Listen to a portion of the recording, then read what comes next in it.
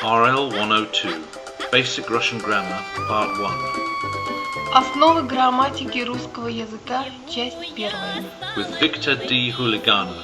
Copyright www.huliganov.com 2007.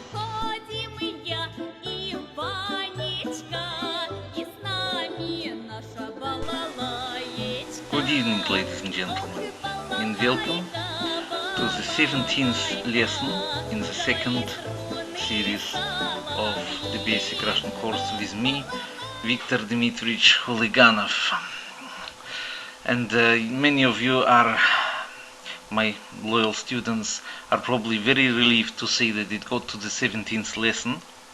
I have to tell you that I receive a lot of encouragement in the emails and in the comments on my homepage, and also on the comments on the bottoms here, on the bottoms below the videos down there, where you can make comments. I hope you want to do that. And people even, ringing me up if they know my number and threatening me with my life if I don't carry on to do it, or telling me that I am obliged to do, or that they will sue me if I don't do it, or unsubscribe, or other things like that. So you had so many people getting very frustrated, because we're now in the kind of time of year when we're getting back to go to university, and many of you would like to be a little bit ahead of the game. And you know that Victor's Russian courses, Russian lessons will give you that edge, the competitive edge, to be better than your fellow students. Well, okay, I do this, but I hope you will not be keeping this knowledge to yourselves. But those of you who are learning in groups will also be kind to me, to help my kids, and encourage to other people to get to watch the lessons. To those of you who have seen it through this far, please keep watching, because there will be more. I didn't say I was stopping it. I will carry on. The reason mainly for not doing is that the times when I get complete peace and quiet, I prefer to do things which lose the weight. If you want to look back at even lesson 16, you should see some difference in the weight what I have. I'm not talking about the kind of weight with you waiting for the lessons. I'm talking about the weight which make me very fat person. And I can't be that way, because then we'll never get to the end of Russian language before I cork it. So you have to put up with the fact that right now I want to lose the weight. That means going out for long walks, partly walking, partly running, even now. So this is why I can't always do for you the lessons on time. And so, in the future, when I'm much slimmer boy, I won't have the excuse anymore. But I have to do this for myself, so you have to understand it. Anyway, enough of all that. Let's get on with it. Where were we? Well, I said that we would get on to prepositions in this course. And that's exactly what we're going to do this time. We're going to get into prepositions. So what are prepositions? You could go into Wikipedia if you like and look up the way in which the people there have defined prepositions. Whether it will help you or not, I don't know. I have my own opinion about how to teach prepositions, and I would like to compare it with mathematical science.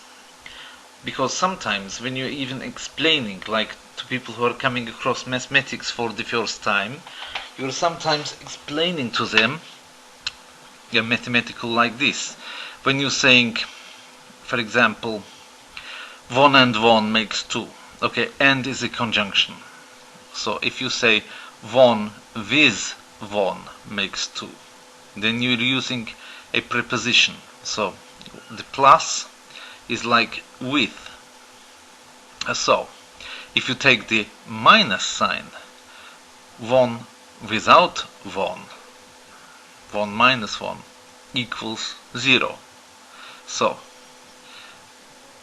the minus sign is like the preposition without. So take the times sign. The times sign is like of. Instead of saying 2 times 2, you could say 2 of 2. Yeah? And if you want to use the divide sign, you could say it's like between. 2 between 2 is two shared between, so it's one. So in this case you can see how prepositions can stand in the place of what you would call signs in mathematics. They are the operators of mathematics. And so what I want to tell you is that in my opinion, whatever else you might read on the matter, and I didn't go through reading textbook after textbook about how to say prepositions, because I know what they are, right? And so you might find other more elegant definitions if you want to look at it. But I call them the operators of language. You may have a noun like the table, but if you want to, and you might have another one like a book, but in order to say what the relationship is between the book and the table, you need to have one of a number of prepositions. So you might say the book is on the table, the book is over the table, the book is under the table, the book is beside the table, the book is behind the table, book is in front of table. Lots of places books can be in relation to table, and you can do all of this with just the verb to be, is, and then preposition. And it gives you a very clear image in simple language of the relationship between book and table. And often you will find that they come in pairs of opposites, so that you can say, well, over and under, to the left of, to the right of, etc., etc. So, into, out of.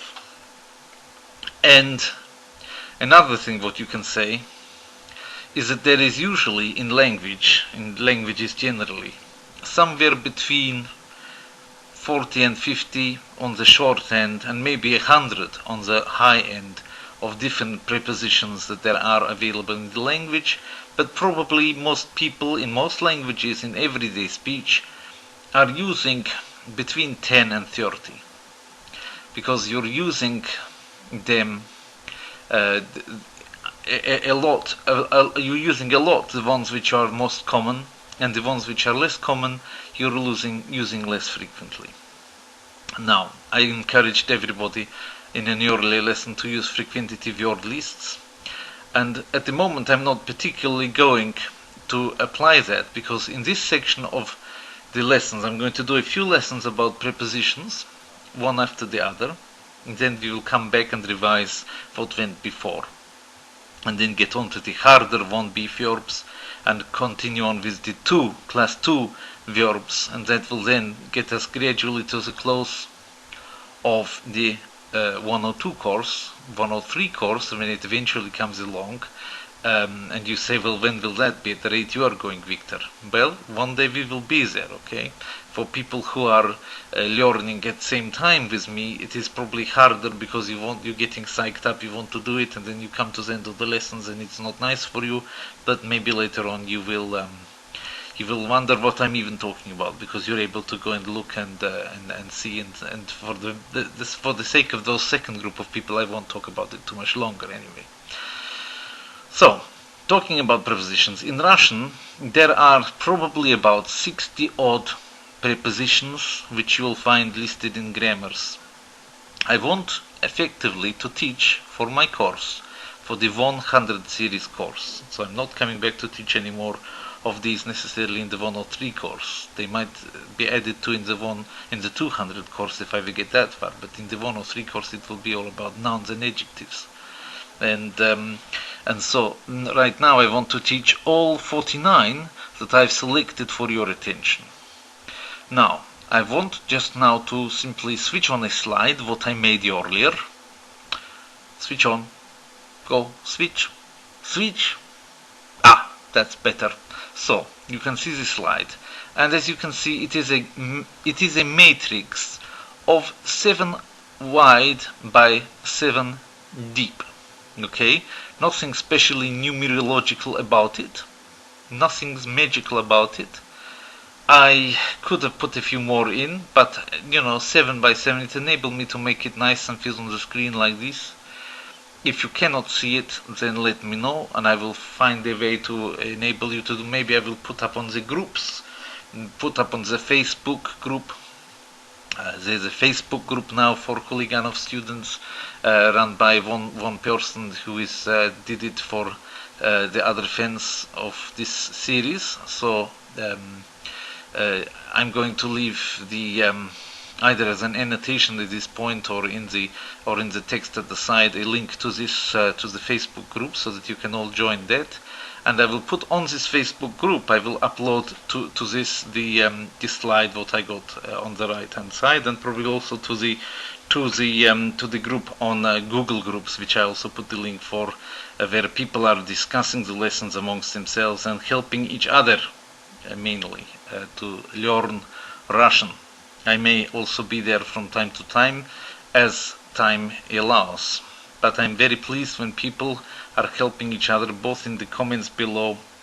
Please, if you want to help other students with the queries, don't think it's my monopoly. I'm not trying to make a living from this. This is all given freely, so please join in and give also your expertise. I won't be insulted at somebody answering the questions for me, because I only have the limited time, and I'm very encouraged when I see people doing this. So please, also all other Russian teachers who are got the got courses here which are on YouTube, who've also been asking for a collaboration with me, are very welcome to join in and do this too also. So please go ahead and join these places, join the fun, and everybody help each other. Non-profit basis is what it's all about. And so you see, here is the V.D. Huliganov's periodic elemental table of prepositions. As you know, Mendeleev did something like this for the elements. So this is a little bit of a nod of the head to Mendeleev. And what we have here is 7 by 7 going down in groups. And the reasons why they're put in this order is so that I could group together, touching each other like countries on a map, prepositions which govern the same case. So the ones in orange, they are the ones which are governing the instrumental case. The ones, I don't know, I started like that because as you see it's on the left, but instrumental is not normally the first case you think of. Nominative is usually the first you think of. Well, I could only think of one which governs the nominative, is что за at the top there. We come to that later on. But in the one in white is the only one there. Then accusative, the ones governing accusative, which of course with the personal pronouns or personal animate nouns will be the same as genitive anyway. Those are in yellow. The ones which are in the genitive is the vast majority, as you can see. Well, actually it's 4 out of 3 of the rows if you were to line them up. So 28 out of the 49, which is over halfway, is genitive governing prepositions. So if you like, you can learn by exception the ones which don't govern genitive. We have those 3 in blue, they are dative, and you have 4 prepositions which take what is called either the prepositional case or the locative case. There are 2 names for the case. The reason why people call the case prepositional case is that you only find it with prepositions, whereas every other case has a usage without prepositions governing them. Some people call it the locative case for reasons which will become clear even in this lesson, why it's called the locative case. So as you see, I've put them there in a kind of order so that you can learn the territories almost like it was countries on the map. And they are put in broadly close to things which have a similar meaning, so that you'll be able to go from one to another and find the similar meaning. You'll find that some of them are there twice. For example, za is there twice, na is there twice, v is there twice, pod is there twice, nad as well. You might think, well, why is this? And this is because there are times, you'll see in each case is a different color, and there are times when these are, and also s, but it's very distant from each other because the meanings are distant from each other in this case, with the 2 meanings of the word s. One of them is on the left hand side at the bottom, the ones in orange. The other one is in the middle group, which I will look at today. They're very different meanings of s. So we will come back to this again and again, but today I wanted, and now I need the next slide. Can I have the next slide, please? Next slide. Yes, this one here. We're just looking, if I just go back to the old slide for a second, which is there, you can see the bit in the middle with the red ring around it. That's like the heart of all of this. Why does there have to be helicopter go over my house while I'm doing Russian lesson? Hopefully you didn't hear it that much. Okay. So, here we have the heart of the matter, the ones in the middle, that group of 3 by 3, the 9 in the middle, we're going to look at them today. They're like the heart of all of this Huliganov's periodic elemental table. That was a funny thing.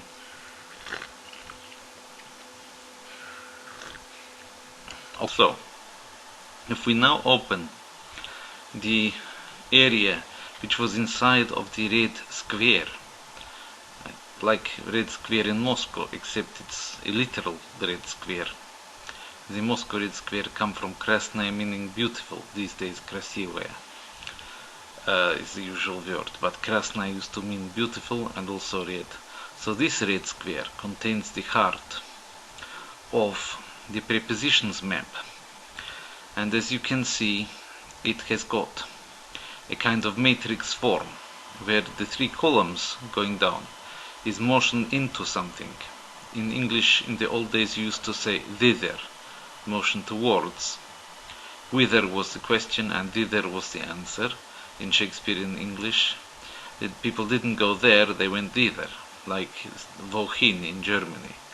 Position is the next column down, that's when you say there, and therefrom is motion from. And this relates to the 3 principal places that a thing would normally be. These are the most common prepositions of a location, either on something or in something or at or by something. And basically you can say one thing for sure, that in various languages what is on in one language could be in another language, for example, or at in a different language. You could say in British English that somebody is in the toilet, and it simply means that they're in the room of the toilet. Whereas in American would almost laugh at that, because he would say in the bathroom for being in the room of the toilet. And if somebody is in the toilet, the American could say, oh, he is going to flush himself away. And it would be quite funny, he might go he after saying that. Well, also, an English person will say at Christmas, whereas an American will usually say on Christmas, which sounds very strange to the British person. So even within a language, within a single language, the way to use which preposition you will use, which of these 3 lines you will use, the 3 rows, could differ. So whenever you're learning languages, you should learn which of the prepositions are used, for example, to different situations. For example, for work, for school, for university, do you say on, at, or in, or the equivalents in those different languages? When you're saying you're going to a city, is it at, is it on, is it in? What is it in the language which you're in? Don't expect it to be the same, just because you might say I'm in London in one language. It could be I'm at London in a different language. Je suis à Londres in French, for example. So you just have to be aware of the fact that just as within a single language you get variety on which preposition you choose in a context, still you have to be ready even more so for this to change from your expectation when you're studying foreign language like Russian. So one thing that is definitely sure though is that when you are in the row for a particular situation or a word, then you stay there. So for example, in English you say at work, but in Russian you are on work. So for example, when you're going into work, when you go to work, you say на работу. As you see, the yellow here is accusative case, so motion into accusative на работу, работа, работу, into accusative. So if it is a person, for example, you would say на что ты смотришь, but if it means what are you looking at. But if you want to say at whom are you looking, you say на кого ты смотришь? Ты смотришь на меня. Are you looking at me? Because if it is a person, if it's a who thing, then you have no accusative. It's the same as genitive. So, remember that one. So, он смотрит на меня, он едет, he's traveling or идет, walking on foot, на работу. But if he is at work, then you would say он на работе. The ending е at the end of работа. Of course, the a is replaced this time by ye. This is locative case because of the location. It's location, position, also non-prepositional case, like I said, because it's only found with prepositions. So here we have at work or on work in Russian, на работе. So you can, if you want to say on whom, yeah, you would on whom or on what, you would say на чем or на ком. And the answer could be на мне. Он лежит на мне, or она лежит на мне. She's lying on me, which, you know, I'd rather it would be она than on in this case personally, but your mileage may vary, as they say. На работе for at work. На чем? На этом. On this. So, when you come from anything which you use na for example, you go to work with na, so when you come from it, you would use с. So, он выходит с работой. You put the s and whatever comes after it together. You tend to elide prepositions into the noun that comes afterwards, or the pronoun which comes after. So, он выходит с работой. And another one is я сойду с ума. I'm going out of my mind. You are on your mind, you are not in your mind. And when you go out of your mind, you go off of your mind in Russian. Он сошел с ума. And you don't say он сошел с ума, you say он сошел с ума. You just elide it into it. Okay, this is the first row finished. Second row, if you want to be going into something,